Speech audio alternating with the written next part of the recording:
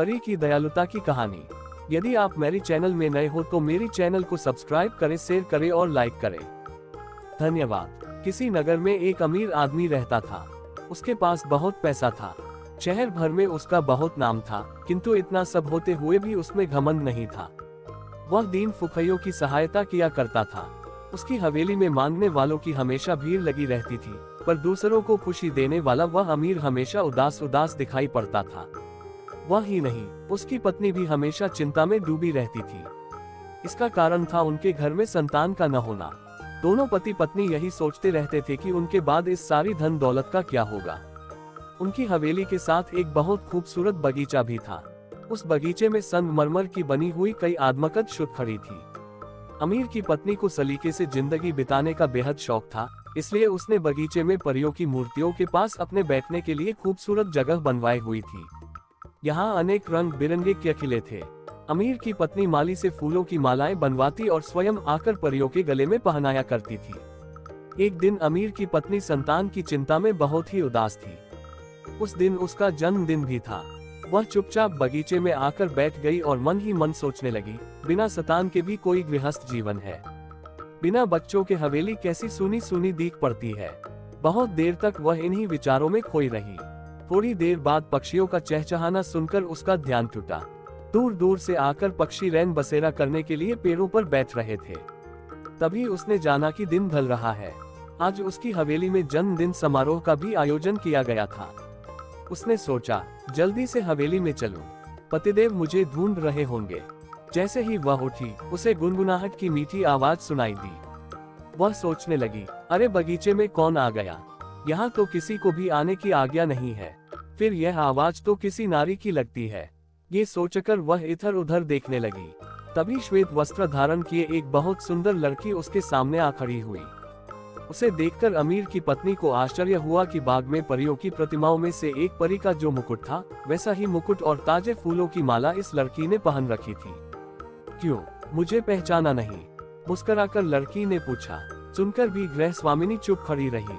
उसे कुछ सूझ ही नहीं रहा था कि वह क्या उत्तर दे।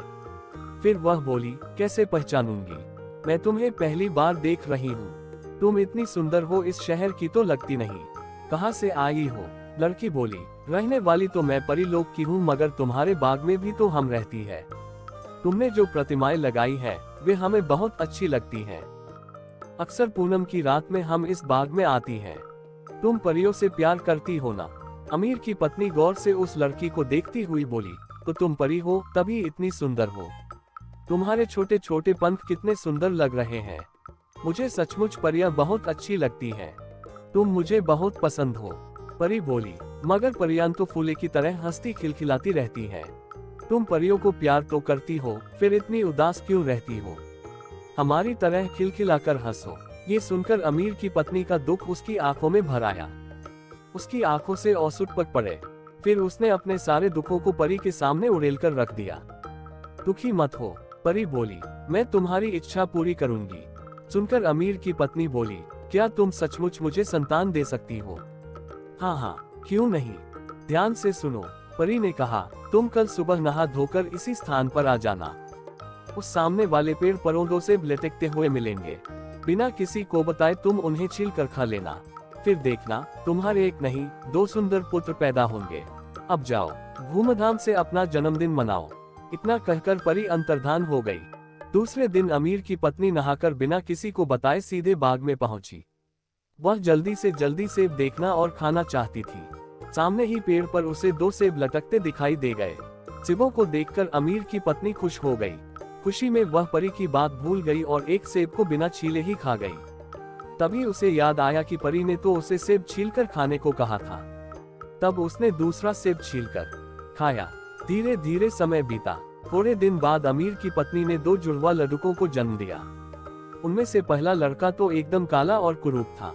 उसे देखकर सब डर गए, मगर दूसरा लड़का बहुत ही खूबसूरत किसी राजकुमार जैसा था। धीरे धीरे दोनों बच्चे बड़े होने लगे। दोनों ही बहादुर, विनम्र और होशियार थे। अमीर की पली अपने दोनों बेटी से समान रूप से प्यार करती थी, लेकिन घर के नौकर चाकर और स्वयं अमीर भी उस कुरूप लड़के से नफरत करते थे। दोनों जवान हुए तो उनकी शादी की बात शुरू हुई। जो भी रिश्ता आता छोटे लड़के के लिए ही आता। माँ को ये देखकर बहुत दुख होता। एक दिन उसका बड़ा बेटा बोला, माँ, तुम इतनी दुखी क्यों रहती हो? मैं जानता हूँ तुम मुझे बहुत प्यार करती हो। तुम उदास होती हो तो मैं भी दुखी हो जाता हूँ। माँ ने कहा, बेटा, भगवान ने तुम्हारे साथ अन्याय किया है, लेकिन मैं भगवान को ही क्यों दोष दूं? ये तो मेरी भूल का नतीजा है, मैं ही इसका प्रायश्चित करूंगी। पूनम की रात थी। माँ बगीचे में इसी तरह उदास बैठी बड़े बेटे के बारे में सोच रही थी। पास ही बड़ा बेटा भी बैठा था। माँ 20 साल पहले परी से मिलने की कहानी बेटे को सुना रही थी। सुनाते सुनाते माँ को नींद आ गई। बेटा माँ की सुनी कहानी के अनुसार एक परी की चुटियार के पास जाकर खड़ा हो गया। वह सोचने लगा, माँ ने ये भी तो बताया था कि पूनम की रात को यहाँ परियां आती हैं। काश आज परियां आ जाए और मेरा दुख दूर कर दे। तभी छम छम की आवाज सुनाई दी। उसने इधर उधर देखा। श्वेत वस्त्र पहने एक सुंदर परी नाच रही थी। वह मंत्रमुग्ध सा होकर उसे देखता रह गया। परी नाच चुकी तो उस लड़के के पास आई। लड़का उसे देखता ही रहा। समझ में नहीं आ रहा था कि वह उस लड़की से क्या कहे। तभी परी बोली, तुम मुझे नहीं पहचानते, मैं तुम्हें जानती हूँ। तुम्हें ही नहीं, तुम्हारा दुख भी जानती हूँ। जाओ, तुम अपने कमरे में जाकर सो जाओ। बस एक काम करना, खिड़की खुली ही रखना। सुबह उठोगे तो तुम्हारा दुख दूर हो चुका होगा। इतना कहकर परी चली गई। लड़का कमरे में आकर सो गया।